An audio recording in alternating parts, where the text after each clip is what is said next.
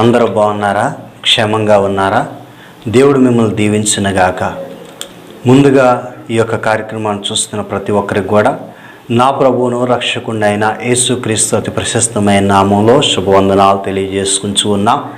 యేసు అతి ప్రశస్తమైన నామానికి మహిమ కలుగునుగాక. ఆమెన్. ఈరోజు దేవాతి దేవుడు మనందరితో మాట్లాడటానికి ఇష్టపడుతూ ఉన్నాడు. వినటానికి మనం ఇష్టపడుతూ ఉన్నామా? తన వాక్యం ద్వారా మనల్ని బలపరచడానికి, స్థిరపరచడానికి, ఆత్మీయ జీవితంలో అభివృద్ధి పరచడానికి యేసు ప్రభువారు ఇష్టపడుతూ ఉన్నారు. చిన్న వాక్యాన్ని మనం చదువుకుందాం. రాజుల 2వ గ్రంథము 4వ అధ్యాయము మొదటి నుంచి చదువుకుందాం. అంతటా ప్రవక్తల శిష్యులలో ఒకని భార్య దాసుడైన నా పెనిమిటి చనిపోయెను. అతడు యెహోవా యందు భక్తి గలవాడై ఉండెనని నీకు తెలిసే ఉన్నది. ఇప్పుడు అప్పులవాడు నా 2 కుమారులను తనకు దాసులుగా ఉండుటకై వారిని పట్టుకొని పోవటకు వచ్చి ఉన్నాడని ఎలీషాకు మొర్రపెట్టగా. చిన్న ప్రార్థన చేసుకుందాం. ప్రేమ కలిగిన యేసయ్య, గొప్ప దేవా, నీకు స్తోత్రములు నాయన. చదివిన మాటలు నీ తండ్రి వివరించుకొనుచుండగా మీరు మాకు సహాయం చేయండి. ఆత్మ నడిపింపు నాకు దయచేయండి. ఎంతమంది అయితే చూస్తూ ఉన్నారో నీ వాక్యం ద్వారా ప్రతి ఒక్కరిని దర్శించండి, బలపరచండి. ఆత్మీయ జీవితంలో ఇంకా అభివృద్ధి పొందినట్లుగా సహాయం చేయండి. ఆది నుంచి అంతవరకు తోడుగా ఉండి నడిపిస్తారని నమ్ముచు యేసు నామంలో అడిగి పొందినాం పరమ తండ్రి. ఆమెన్. ఇక్కడ చూస్తూ ఉన్నట్లయితే ప్రవక్త శిష్యులలో ఒకతను, అంటే ఎలీషా గారి దగ్గర చాలామంది శిష్యులు ఉన్నారు. వారిలో ఒక శిష్యుడు మరణించినట్లుగా మనం చూస్తూ ఉన్నాం. అయితే ఆ శిష్యుడు దేవుని యందు భయభక్తి కలిగి ఎంతో అనుకూలంగా, మెలకువగా, చక్కగా దేవునిలో ఎదుగుతూ ఉన్నటువంటి వ్యక్తిగా మనకి ఇక్కడ కనపడుతూ ఉంది. అయితే అతడు చనిపోయెను అని బైబిల్లో రాయబడి ఉన్నది. ప్రియ దేవుని బిడ్డ, బైబిల్లో చక్కటి మాటలో రాయబడి ఉన్నది. ప్రతి ఒక్క దైవజనుడు, ప్రతి ఒక్క క్రైస్తవులు మనకు చెప్పేది ఏంటంటే, దేవుని నమ్ముకుంటే మనం ఆశీర్వదించబడతాం, దీవించబడతాం, ఇంకా అభివృద్ధి పొందుతాం. శ్రమలు, కష్టాలు, బాధలు ఇవన్నీ కూడా తొలగిపోతాయి. యేసులో మనకి ఆనందము, సంతోషము ఉంటుంది అని ప్రతి వ్యక్తి కూడా చెప్తూ ఉంటారు. అయితే ఇక్కడ చూస్తూ ఉన్నట్లయితే భయభక్తులు కలిగినటువంటి వ్యక్తే కానీ మరణించినట్లుగా కనపడుతూ ఉన్నది. కొన్నిసార్లు క్రైస్తవ జీవితంలో కొన్ని శ్రమలు వస్తూ ఉంటాయి, కొన్ని బాధలు వస్తూ ఉంటాయి, కొన్ని సమస్యలు వస్తూ ఉంటాయి. అయితే వాటన్నిటి నుంచి కూడా దేవాతి దేవుడే తప్పిస్తాడు. శ్రమలు వచ్చినప్పుడు వాటిని తాలుకొని, తట్టుకొని, ఎదుర్కొని గనక నిలబడితే 2 పాళ్ళ ఆశీర్వాదాన్ని మనము చూడగలుగుతాం. భక్తిపరుడే కానీ ఇక్కడ మరణించినట్లుగా కనపడుతూ ఉన్నది. అయితే తన భార్య వచ్చి ప్రవక్త అయిన ఎలీషాతో మొర్ర పెట్టుకుంటుంది. ఏమనంటే, అయ్యా, నా భర్త మరణించి ఉన్నాడు. అతడు దేవుని యందు భయభక్తులు కలిగినటువంటి వ్యక్తి అని మీకు కూడా తెలిసిన ఆయన. అయితే అప్పుల వాళ్ళు నా 2 కుమారులను కూడా తీసుకెళ్ళిపోతారని చెప్పేసి అంటూ ఉన్నారు. నేనేం చేయాలో నాకు దిక్కుతోచని పరిస్థితిలో ఉన్నాను, మీరే నాకు సహాయం చేయాలయ్యా అని తన దగ్గరకు వచ్చినట్లుగా మనం చూస్తూ ఉన్నాం. అప్పుడు ప్రియ దేవుని బిడ్డ, ఈ లోకంలో జరిగేది ఏంటంటే, చాలామంది కానీ ఏదన్నా సమస్య వస్తే, ఏదన్నా సరే ఇబ్బంది వస్తే ముందు ఇంట్లో వాళ్ళకి చెబుతాం, లేదంటే ఇరుగు పొరుగు వారికి చెబుతాం, రక్త సంబంధికులకు చెబుతాం, లేకపోతే అధికారుల దగ్గరికి వెళ్తాం.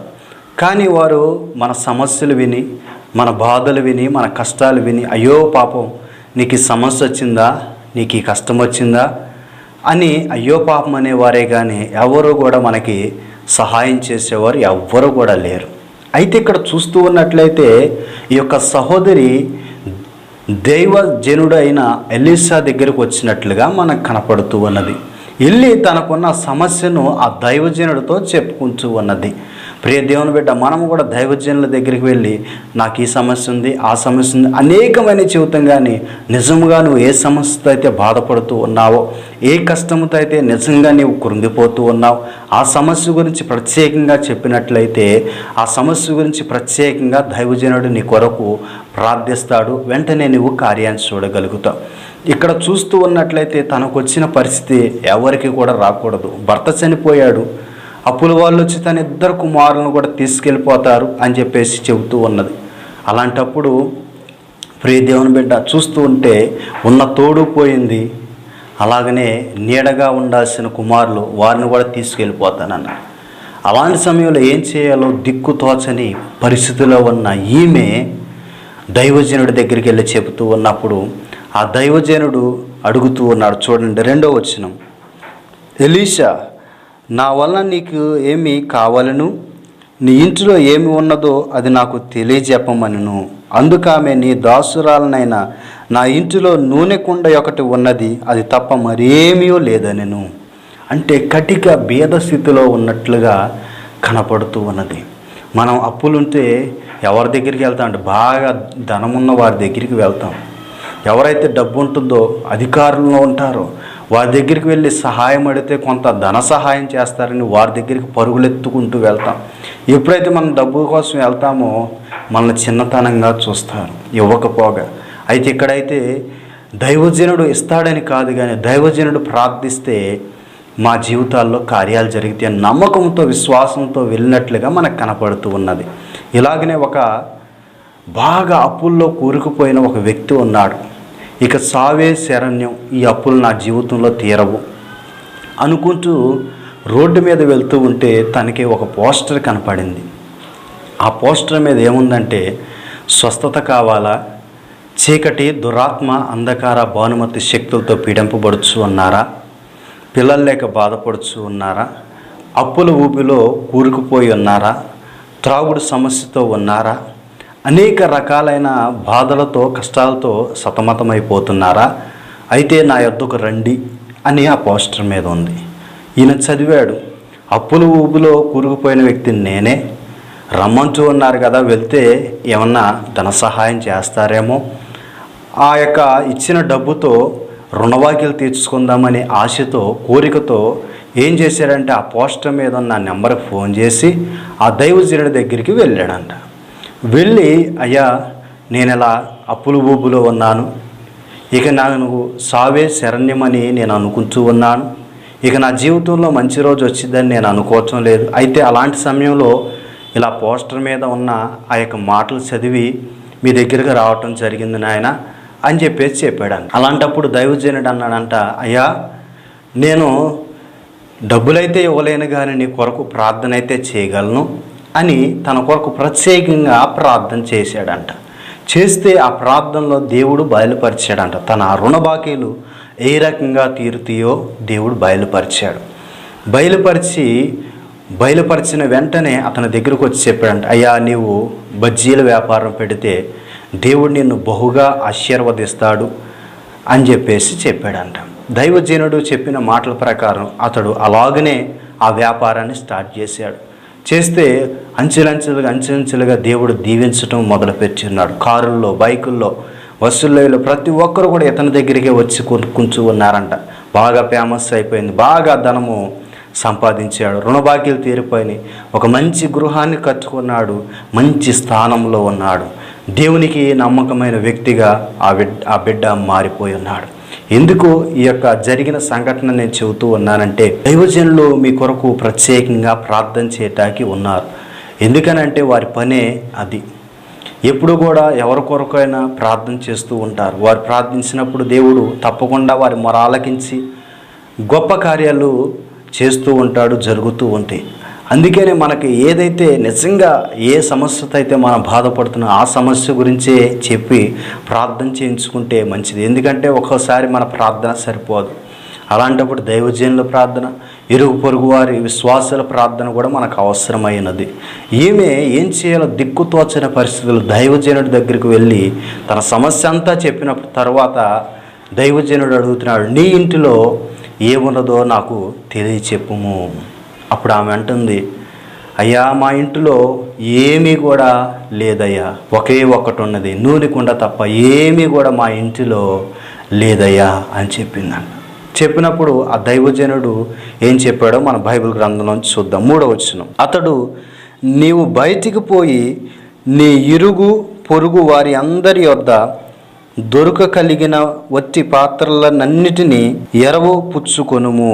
అప్పుడు నీవు నీ ఇంటిలోనికి వచ్చి నీవును నీ కుమారును లోపల ఉండి తలుపు మూసి ఆ పాత్రలన్నిటిలో నూనె పోసి నిండినవి ఒక తట్టున ఉంచుమని ఆమెతో సెలవీయగా.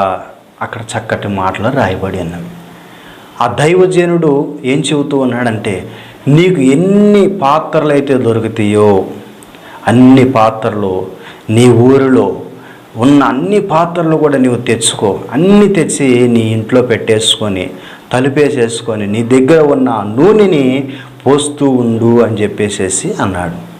అన్నప్పుడు మనకైతే కొన్ని సందేహాలు వస్తాయి. ఇదేంటి, నూనె పోస్తే ఏం జరుగుతుంది? బాకీలు తీరతాయా? బాకీలు ఎలా తీరతాయి నూనె పోస్తే?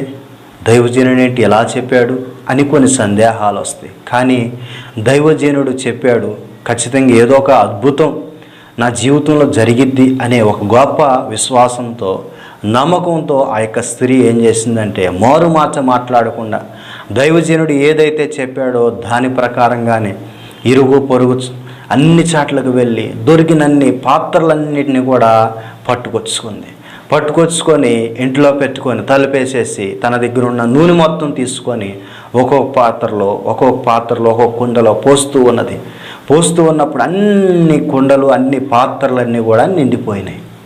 తర్వాత ఇంకా ఏమన్నా ఉన్నాయేమో అంటే ఇంకా ఎక్కడ కూడా ఏమీ లేవయ్యా అంటే అప్పుడు దైవజనుడు చెబుతాడు, ఇవన్నీ కూడా అమ్మేసుకొని నీ రుణబాకీలు తీర్చుకోమని చెబుతాడు. అంటే ప్రియ దేవుని బిడ్డ, దేవుడు అక్కడ తన జీవితంలో ఒక గొప్ప అద్భుతాన్ని జరిగించినట్లుగా మనం చూస్తూ ఉన్నాం. కారణం ఏంటంటే, దైవజనుడు చెప్పినట్లుగా ఆ యొక్క స్త్రీ చేసింది. దేవుడు ఎక్కడి నుంచో ఏదో తెస్తాడు, ఏదో ఇస్తాడు, ఎవరో మనకి ఏదో ఇస్తారని కాదు, కానీ నీది కొన్నదానిని దేవుడు ఆశీర్వదిస్తాడు. 5 రొట్లు 2 చేపలు ఉన్న చాట కూడా దేవుడు ఎక్కడి నుంచో తీసుకురాలేదు, కానీ ఉన్న 5 రొట్లు 2 చేపలు ఇలా పైకెత్తి వీటిని ఆశీర్వదించండి అని ప్రార్థించి అందరికీ పెట్టినప్పుడు ఇంకా మిగిలినట్లుగా మనం బైబిల్ గ్రంథంలో చూస్తూ ఉన్నాం. మనకున్నదాన్నే దేవుడు ఆశీర్వదిస్తాడు. అయితే నమ్మకం ఉంచి ప్రభు పైన ఆశ పెట్టుకొని నమ్మకం ఉంచి ప్రార్థించాలి. ప్రార్థించినప్పుడు దేవుడు గొప్ప కార్యాలు జరిగిస్తాడు. మన నమ్మకంతో ప్రార్థన చేసే ప్రార్థనని ఆయన ఒమ్ము చేయడు. మన నమ్మకను బట్టి గొప్ప కార్యాలని చూసేటట్లుగానే దేవాతి దేవుడు మన జీవితాల్లో చేస్తాడు. దైవజనుడు నమ్మింది, దైవజనుడు ప్రార్థిస్తే నాకు మేలు జరిగిద్దని విశ్వాసంతో ఉన్నది.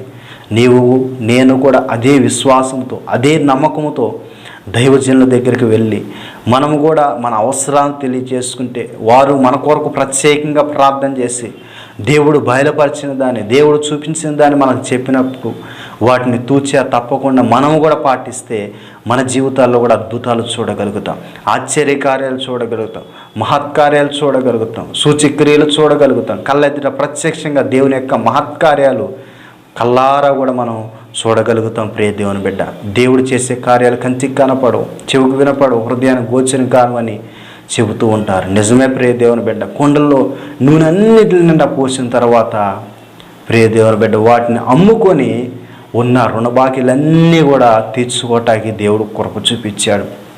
ఒకవేళ నీవు కూడా రుణబాకీలతో ఉన్నావేమో ప్రార్థించు. దేవుడు అవి తీరే మార్గాన్ని దేవుడు చూపిస్తాడు. ఆయన ఏ ద్వారం తెరవనై ఉన్నాడు, ఇటు నుంచి నీకు సహాయం చేయనై ఉన్నాడు, లేకపోతే నీ దగ్గర ఉన్నదాన్నే ఆయన ఆశీర్వదించినై ఉన్నాడో తెలియదు ప్రియ దేవుని బిడ్డ. ఆయన చేసే కార్యాలు మనం ఊహించలేనివి, ఊహ అతీతం. అయితే నేను కూడా ఆ యొక్క స్త్రీ చేసినట్లుగా మనము కూడా మనం ప్రార్థన చేసుకోవాలి. తదుపరి దైవజనుల దగ్గరికి వెళ్ళి అడిగినప్పుడు వారు కూడా మన కొరకు ప్రత్యేకంగా ప్రార్థన చేసి ఫలాంది చెయ్యి, ఇలా చేస్తే నీ జీవితంలో ఈ యొక్క సమస్యకు పరిష్కారం దొరుకుతుంది, ఈ మార్గంలో వెళ్తే నీవు మంచిగా ఉంటావు, లేకపోతే ఈ పని చేస్తే నీ రుణబాకీలన్నీ కూడా తీరిపోతాయి అని వారు ప్రార్థనాపూర్వకంగా నీకు చెప్పినప్పుడు, బయలుపరచబడిన దాన్ని చెప్పినప్పుడు నీవు కూడా అలా చేస్తే నిత్యముగా నీ రుణబాకీలు కూడా తీరిపోతాయి, నీవు కూడా ఉన్నతమైన స్థాయిలోకి ఉండగలుగుతావు ప్రియ దేవుని బిడ్డ. బైబిల్ గ్రంథంలో చూడండి, రాజుల 2వ గ్రంథము 4వ అధ్యాయము 7వ వచనాన్ని మనం చదువుదాం. ఆమె దైవజనుడైన అతని యొద్దకు వచ్చి సంగతి తెలియచెప్పగా అతడు, నీవు పోయి ఆ నూనెను అమ్మి నీ అప్పు తీర్చి మిగిలిన దానితో నీవును నీ పిల్లలను బ్రతుకుడని ఆమెతో చెప్పాను. దేవుడు ఆశీర్వదిస్తే తట్టుకోలేం, అంతగా దేవుడు ఆశీర్వదిస్తాడు. నీకు ఇస్తాం మొదలు పెడితే ఇస్తూనే ఉంటాడు.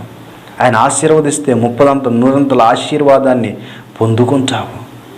అయితే ఎప్పుడు వస్తుందో మన జీవితంలో ఆశీర్వాదం అనేది తెలియదు.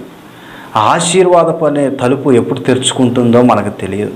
అది తెరుచుకునే వరకు మనము వెయిట్ చేయాలంట, ఆగి చూడాలంట, ప్రార్థించాలంట. విశ్వాసంతో నిరీక్షణతో ఎదురు చూస్తూ ఉంటే దేవుడు ఖచ్చితంగా మన జీవితంలో అద్భుతాలు చేస్తాడు, ఆశ్చర్యకార్యాలు చేస్తాడు. ప్రియ దేవుని బిడ్డ, ఈమె జీవితంలో కూడా దేవుడు గొప్ప కార్యము చేసినట్లుగా మనం చూస్తూ ఉన్నాం. ఎలాంటి కార్యం అని అంటే రుణబాకీలన్నిటిని కూడా దేవుడు తీర్చాడు. ఈ లోకంలో చాలామంది మరణిస్తూ ఉన్నారు. కారణం ఏంటంటే వారికి ఉన్న రుణబాకీలు కట్టుకోలేని స్థితి. ఇక మా జీవితాంతము కూడా మేము పనులు చేస్తున్నా సరే మా రుణబాకీలు అనేవి తీరవు. ఇక మేమేం చేయాలో తెలియటం లేదు. అప్పుల వాళ్ళు వచ్చి సతాయిస్తూ ఉన్నారు, గొడవ చేస్తూ ఉన్నారు, ఉన్న విలువ పోతూ ఉన్నది, పరువు పోతూ ఉన్నది, హేళన చేస్తున్నారు, గేలి చేస్తూ ఉన్నారు. ఇక మా జీవితంలో ఏంటి, ఇక చావేమో ఒక శరణ్యం అనుకొని చాలామంది మరణిస్తున్న వారు కూడా రుణబాకీల కొరకు చాలామంది ఉన్నారు. ప్రియ దేవుని బిడ్డ, కానీ ఆమె అయితే నమ్మకం ఉంచింది దైవజనుడి మీద. ఆమె అయితే దేవుని పైన ఎంతో విశ్వాసం ఉంచింది. దైవజనుడు ప్రార్థిస్తారు, దేవుడు గొప్ప కార్యం చేస్తాడు. ప్రార్థించడం మటుకే మన పని, కార్యం చేయటం ఆయన పని. ప్రార్థన పరిస్థితులు సైతం తారుమారు చేస్తుంది. ఉన్నది లేనట్టుగా, లేనిది ఉన్నట్టుగా మార్చేది ప్రార్థన ఒక్కటే. ప్రియ దేవుని బిడ్డ, లేని వారిని ఉన్నవారిగా మార్చేది ప్రార్థన ఒక్కటి మాత్రమే. లేమిలో ఉన్నవారిని కలిముగా మార్చేది ప్రార్థన ఒక్కటి మాత్రమే. పెంట కుప్పల మీద నుంచి బీదల్ని పైకి లేవనెత్తువాడు యెహోవాయే, ఆయనే. ఆయనకు అసాధ్యమైంది ఏదీ లేదు. సంపద, సర్వసంపద ఆయన చేతిలోనే ఉన్నది.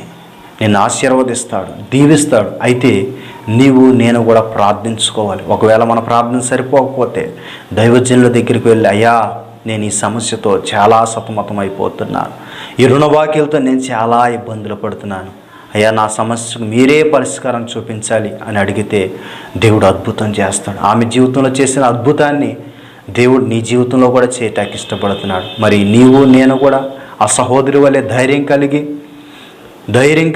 దైవజనుల దగ్గరికి వెళ్ళి మనం కూడా మన సమస్యకు చెప్పుకుందాం, ప్రార్థించి దైవజనులు చూపించిన దాని ప్రకారం మనం కూడా చేద్దాం. ఆమె జీవితంలో అద్భుతాన్ని చూసింది, మన జీవితాల్లో కూడా అద్భుతాలు చూద్దాం. అటువంటి ధన్యతను దేవుడు మనందరికి ప్రసాదించునుగాక. ఆమేన్. ప్రార్థన చేసుకుందాం. ప్రేమ కలిగిన యేసయ్య, గొప్ప దేవా, నీకు స్తోత్రములు నాయన. తండ్రి, ఈరోజు మీరు మాతో మాట్లాడిన చక్కటి మాటలను బట్టి నీకు వందనాలు.